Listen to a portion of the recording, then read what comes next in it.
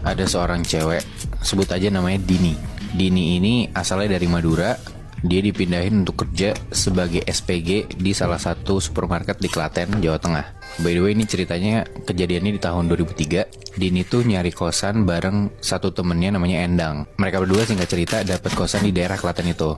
Di hari Minggu, mereka ketemu ibu kosannya. Udah lihat-lihat segala macam, kosannya tuh kayak cukup sederhana dan murah. Jadi cuman satu tanah manjang ke samping, cuman ada 4 kamar. Jadi kamarnya tuh berderet gitu posisinya dengan kamar mandi di luar. Oh, berarti nggak ada yang di dalam kamar mandi? Nggak ada, kamar mandi di luar. Dan kata ibunya, kamar 1 dan kamar 2 ini udah diisi. Akhirnya Dini dan Endang ngambil kamar nomor 3 dan 4. Oh, mereka beda kamar. Beda kamar, sebelahan tapi. Singkat cerita, Dini dan Endang bersihin kamar masing-masing. Mereka beresin kamar sampai sekitar jam 6 sore, maghrib.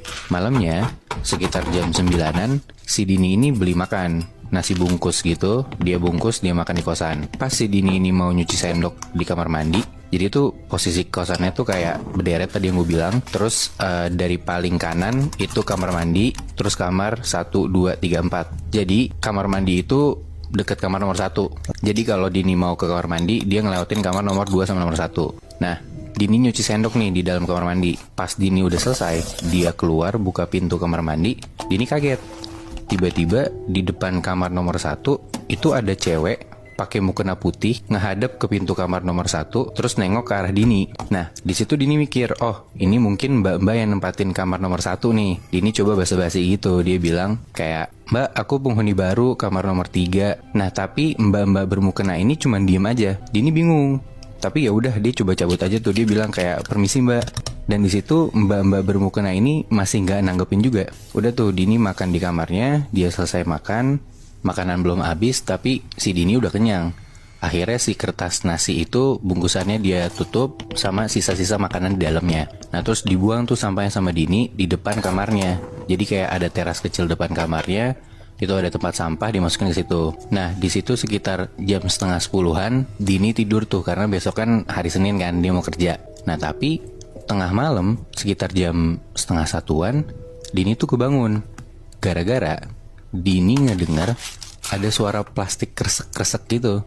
Nah suara itu tuh munculnya dari depan kamarnya si Dini. Di kosannya Dini tuh kayak ada di samping pintu ada jendela. Nah dari jendela yang ketutup gorden itu Dini ngeliat kayak ada samar-samar bayangan orang ada di depan kamar dia bersamaan sama si suara plastik kresek-kresek itu. Si Dini gak mau keluar. Akhirnya dia selimutin kepalanya, dia coba tidur lagi. Pas paginya Dini bangun mau keluar kamar buat mandi, bener aja ternyata sampah sisa makanan di depan kamar dia itu berserakan. Nah pas Dini lagi ngeberesin, tiba-tiba ada suara cewek ngomong, mbak mau saya bantuin. Pas Dini nengok, ternyata itu ada cewek yang sebelumnya nggak pernah dia lihat. Karena dia bukan ibu-ibu kosnya, pun bukan cewek yang tadi malam Dini lihat yang pakai mukena. Dini mikir, oh mungkin ini penghuni kamar nomor 2 nih. Nah di situ akhirnya mereka kenalan dan Dini tahu kalau nama si Mbak ini tuh namanya Mbak Rita. Nah di situ si Mbak Rita ini ngomong, kalau tinggal di sini buang sampahnya jangan malam-malam. Kalau ada sampah malam disimpan dulu aja di kamar, buangnya besok pagi. Karena? Nah, si Dini tuh nggak tahu kenapa si Rita ngomong kayak gitu. Akhirnya ya udah, si Dini bilang, oh iya mbak. Ngomong-ngomong, Mbak Rita ini penghuni kamar nomor 2 ya? Nah si Mbak Rita jawab, oh enggak, saya tinggal di kamar nomor 1. Kalau penghuni nomor 2 sih udah sebulan nggak kesini. Bilangnya sih lagi pulang ke Surabaya. Nah di sini tuh si Dini bingung karena kayak Mbak Rita bilang kan dia tinggal di kamar nomor 1.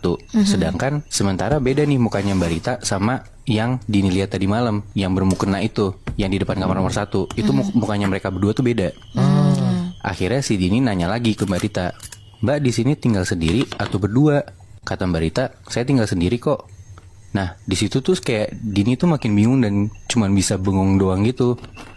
Dan Dini tuh makin yakin mereka tuh 2 orang yang berbeda. Kenapa? Karena kayak yang Dini lihat tadi malam kan bermukena, sedangkan si Mbak Rita ini itu dia pakai kalung salib. Udah pasti bukan orang yang sama dong. Iya. Nah di situ tuh kayak Dini tuh bengong mikirin kayak ini apa yang terjadi gitu kan. Terus tiba-tiba si Mbak Rita nyolek Dini. Dia bilang, pokoknya inget ya, jangan buang sampah kalau malam-malam. Udah tuh si Mbak Rita masuk ke kamarnya, Dini ngetok kamar Endang, mereka mandi siap-siap buat berangkat kerja. Oke. Malamnya, sepulang mereka dari kerja, si Endang bilang ke Dini kalau dia tuh baru dapet hari pertama. Si Endang gak enak badan, dia mau tidur duluan. Ya udah tuh, mereka akhirnya langsung masuk ke kamar masing-masing.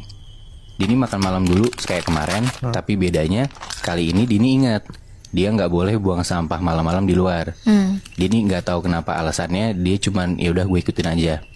Akhirnya dia taruh sampah makanan itu di dalam kamar. Oke. Setelah itu Dini tidur, sampai akhirnya malam-malam itu Dini tiba-tiba kebangun gara-gara dia kebelet pipis. Di situ tuh posisinya sekitar jam 2-an. Akhirnya Dini keluar kamar, dia langsung kayak rada lari ke kamar mandi karena kebelet. Udah dia pipis bentar, selesai dia pipis, begitu dia keluar dari kamar mandi, dari ujung lorong tuh Dini ngedenger kayak ada suara plastik lagi kresek-kresek gitu kayak kemarin. Terus dalam hati si Dini mikir, ini suara datang dari mana? Karena kan gue nggak buang sampah apa-apa, gitu kan? Pas Dini nengok, dia ngeliat ternyata suara plastik itu tuh muncul dari tempat sampah depan kamarnya Endang, yang mana di situ dia ngeliat di samping tong sampah itu ada cewek pakai mukena lagi jongkok ngacak-ngacak tempat sampahnya Endang pakai mulutnya. Di situ kayak Dini, anjrit ini apaan gitu kan. Dia merem, dia coba baca-baca doa yang dia tahu. Begitu Dini melek, sosok itu udah hilang gitu aja tiba-tiba. Oke. Dini langsung lari, dia ngecek tong sampahnya si Endang. Ternyata tempat sampahnya si Endang tuh penuh dengan sampah plastik-plastik sisa makanan gitu. Dan ternyata ada bekas pembalutnya Endang yang udah kegeletak gitu aja. Aduh. Karena kan tadi Endang lagi dapet kan. Iya. Di situ Dini ngeh kalau dia tuh lupa ngasih tahu Endang nggak boleh buang sampah malam-malam. Karena kan Dini udah dikasih tahu kan sama Mbak Rita, tapi dia lupa ngasih tahu Endang. Ya. Udah tuh akhirnya Dini beresin tempat sampahnya Endang. Terus Dini mau balik lagi tuh ke kamarnya. Tapi tiba-tiba pas Dini mau masuk ke kamarnya, Dini dengar ada suara dari dalam kamarnya Endang kayak gini, kayak kayak orang kehabisan suara gitu, tau lo? Di situ tuh Dini tahu suaranya emang dari dalam kamarnya Endang. Dan Dini ngerasa kayak ada sesuatu yang aneh nih. Akhirnya di jam 2 pagi itu Dini tuh ngetok kamarnya Endang, tapi Endang gak nyaut-nyaut. Pintunya juga kekunci, dicoba buka gak bisa. Sementara suara yang tadi gue bilang yang kayak orang kehabisan suara itu tuh tetap ada suaranya. Tapi Endang dipanggil-panggil gak nyaut. Dini mau ngecek ke dalam ada apa, tapi karena pintunya kekunci tadi gue bilang, dan karena jendela itu ketutup gorden, Dini tuh akhirnya ngecek dengan ngintip lewat ventilasi di atas jendela. Kan kalau di kos-kosan tuh ada di atas jendela ada ventilasi gitu kan. Iya. Manjat gitu berarti. Iya, dia rada manjat gitu.